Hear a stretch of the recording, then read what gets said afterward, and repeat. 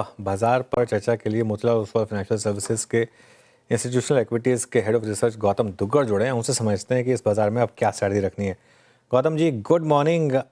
Pen ही pen है market में, हालांकि आज थोड़ा सा आपको हरियाली दिखाई देगी, लेकिन अब इन लेवल्स पर मार्केट पर व्यू क्या बन रहा है? क्या हम एक प्रोलॉन्ग बेयर मार्केट में जाने का खतरा रखते हैं, या फिर ये एक बस मीनिंगफुल करेक्शन थी जो शायद अब आखिरी सॉर्ट ऑफ डगर पर है? और क्या यहाँ पर आप बाय करेंगे और कैश टू वर्क यहाँ पर पैसा डालने का बनता है क्या इस मार्केट में? Hi Anuj, good afternoon. Sorry, good morning. जी, पेन जरूर है बिकॉज काफी स्विफ्ट करेक्शन रहा है। अगर आप देखें, जो पिछले 4-5 महीने में इंडाइसेस करेक्ट हुए हैं, करीबन करीबन 28% का करेक्शन हमें स्मॉल कैप इंडेक्स में देखने मिला है, right? Nifty small cap I am talking about. और 20% के आसपास मिड कैप में हुआ है, हालांकि निफ्टी में 15% है।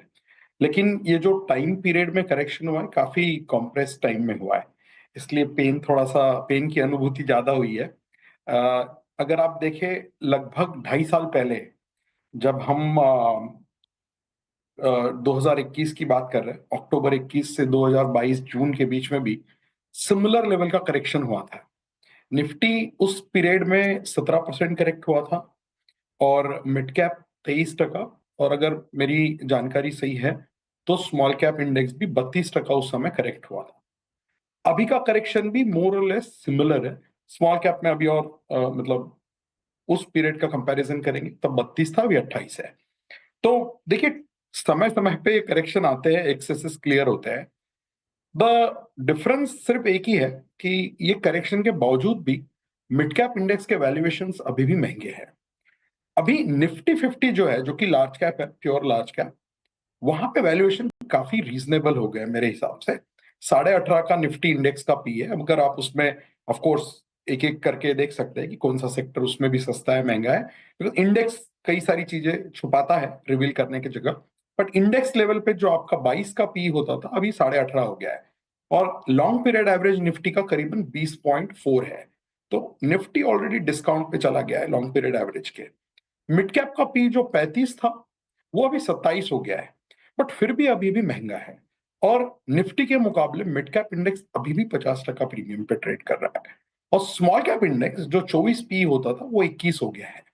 लेकिन स्मॉल कैप भी अभी भी प्रीमियम में निफ्टी के मुकाबले, जबकि 10 साल का अगर आप एवरेज देखते हो तो स्मॉल कैप करीबन करीबन 20% डिस्काउंट पे ट्रेड करना चाहिए।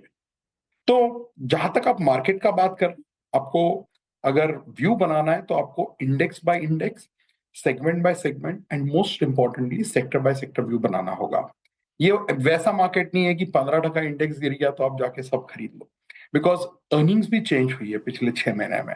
जब अप्रैल 2024 में हम बैठे थे, तब हमने मार्च 25 का ईपीएस 1142 का अनुमान लगाया था, राइट? वो गिर के अभी हम जब हम जनवरी में अर्निंग्स खत्म हुई फरवरी में, वो 1050 हो गया।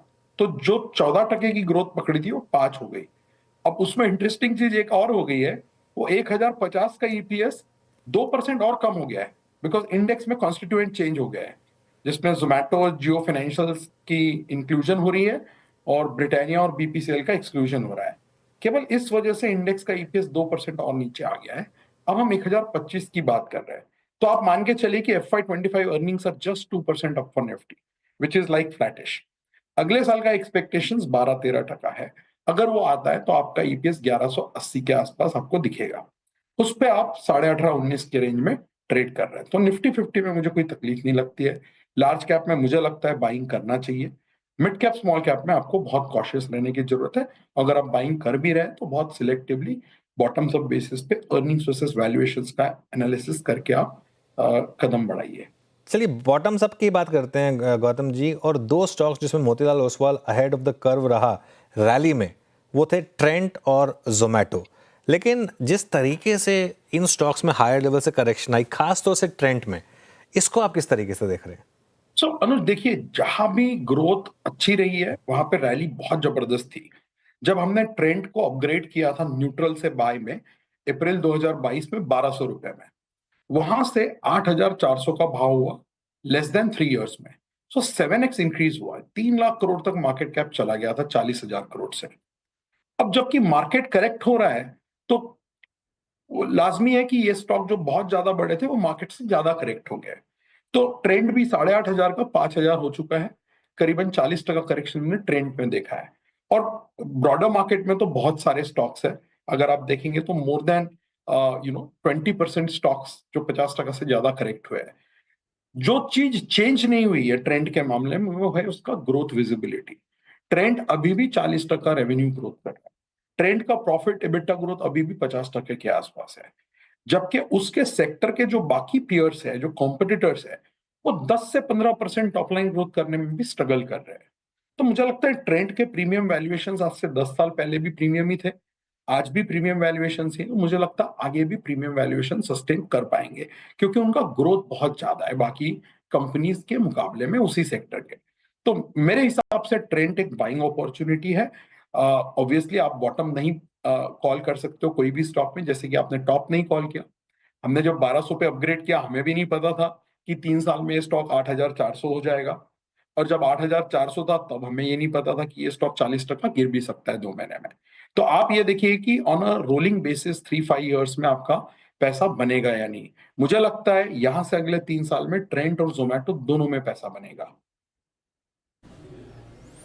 ओके अच्छा गौतम जी, अभी जैसे कि आपके इन दो अब तक के प्रश्नों के उत्तर में मैं समझ गया कि आप बहुत कंफर्टेबल लार्ज कैप में हैं, है ना। वहाँ पे आपने कहा कि मतलब स्पेस है बहुत अच्छा, वर्सेस मिड कैप या फिर वर्सेस स्मॉल कैप है।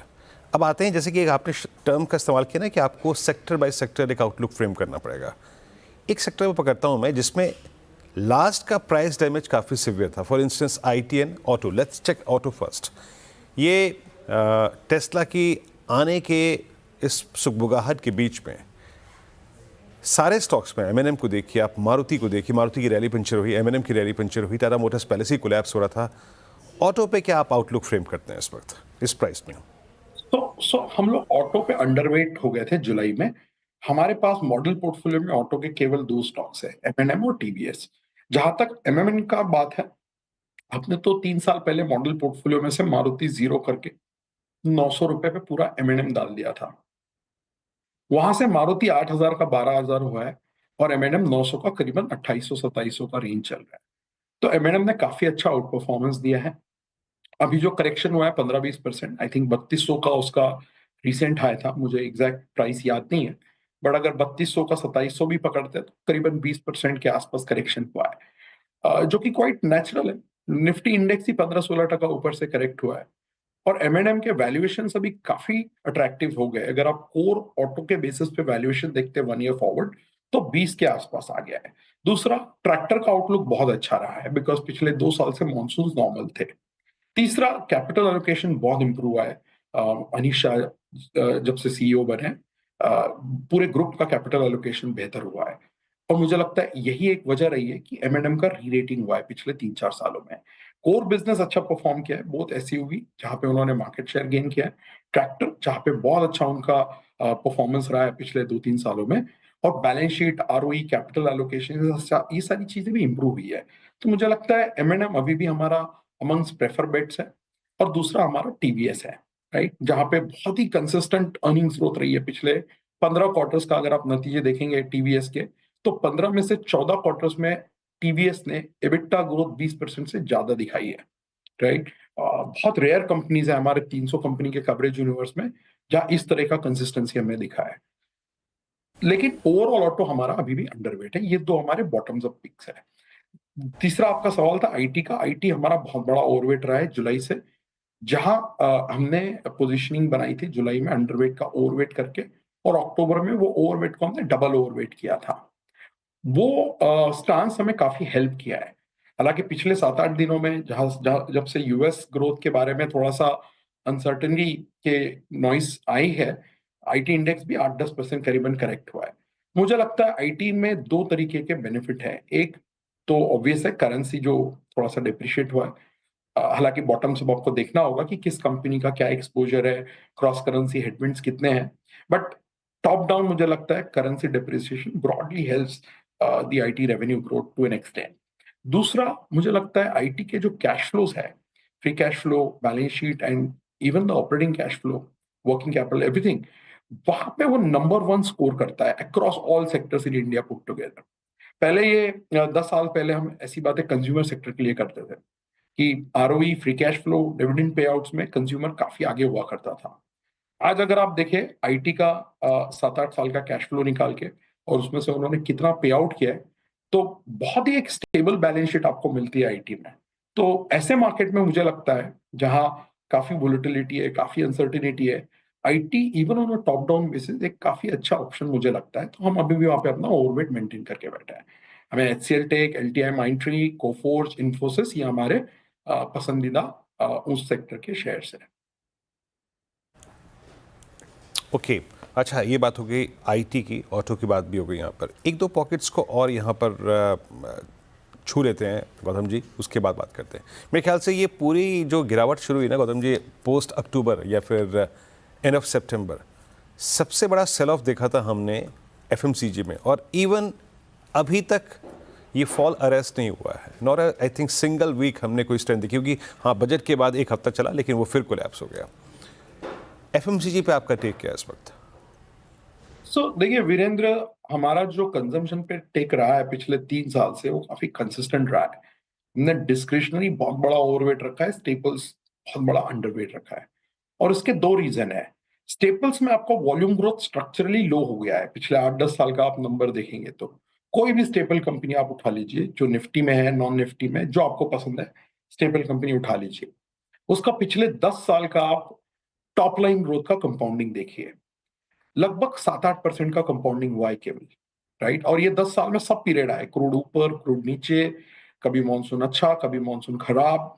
तो 10 साल में आपको काफी सारा एक नॉर्मलाइज नंबर मिलता है। तो अगर ये 10 साल में आप देखने जाते हैं, टॉप लाइन ग्रोथ केवल 7-8% का कंपाउंडिंग रहा है, जिसमें प्राइस ग्रोथ भी इंक्लूडेड है। तो वॉल्यूम ग्रोथ तो और भी कम था। तो अब ऐसा हो गया है कि पेनिट्रेशन लेवल जो है कई सारे कैटेगरीज के एफएमसीजी में 80 to 90% प्लस हो चुके हैं। आज से 10 और 15 साल पहले ये पेनिट्रेशन लेवल्स 60% से अर्ली 70s में होते थे। तो आपने देखा था वो पीरियड 2009 से 14, मुझे याद है एक एग्जांपल इसलिए मैं दोहरा रहा हूं, कंटिन्यूअस 5 साल कोलगेट का वॉल्यूम ग्रोथ डबल डिजिट में था, 10 से 14% के बीच, right, 2009 to 14 if I am not wrong. तब ओरल केयर का पेनिट्रेशन इंडिया में 70% होता था। आज ओरल केयर का पेनिट्रेशन 90-95% के बीच में है, right, depending on which syndicate data you look at. अब मैं ये नहीं कर रहा हूं कि ग्रोथ खत्म हो गई है, ग्रोथ का क्वांटम कम हो गया है, और यहां से जो ग्रोथ आनी है उसके लिए आपको प्रीमियमाइजेशन चाहिए। प्रीमियमाइजेशन इकोनॉमी में तब होता है जब आपका income growth, wage growth, job generation बहुत टॉप क्वालिटी रहे, जो अभी उतना स्ट्रांग नहीं दिख रहा है। इसलिए मुझे लगता है कंज्यूमर स्टेपल्स में ऑकेजनली कोई बम्प आएगा, कहीं पे टैक्स कट हो गया तो 1-2 क्वार्टर नंबर अच्छे दिखेंगे, प्लस मार्केट जब बहुत ज्यादा वोलेटाइल होता है थोड़ा सा कंज्यूमर आउट परफॉर्म करता है। हालांकि बिल्कुल। इस फॉल में हमने वो भी नहीं देखा है। इनफैक्ट अगर आप जी। एक डेटा पॉइंट देखें, फेब्रुवरी के मंथ में बेस्ट परफॉर्मिंग सेक्टर बैंक्स था, second best performing sector metal रहा है, ओके। जो कि बहुत काउंटर इंट्यूटिव है, बिकॉज मेटल्स जी। ग्लोबल सिक्लिकल है और फॉल में हाई बीटा बहुत ज्यादा गिर। All right. स्टेपल्स में हम अभी भी अंडरवेट है, हमारा प्रेफरेंस डिस्क्रिशनरी है। All right. टन, पेज, ट्रेंड, जोमैटो, मेट्रो, इस स्टॉक हमें पसंद है। चलिए गौतम जी, एक थोड़ा ब्रेकिंग न्यूज़ पर हमें फोकस करना है, इसके लिए इस कॉन्वर्सेशन को अब यहीं समेटेंगे। थैंक यू सो मच आज हमारे साथ जुड़ने के लिए।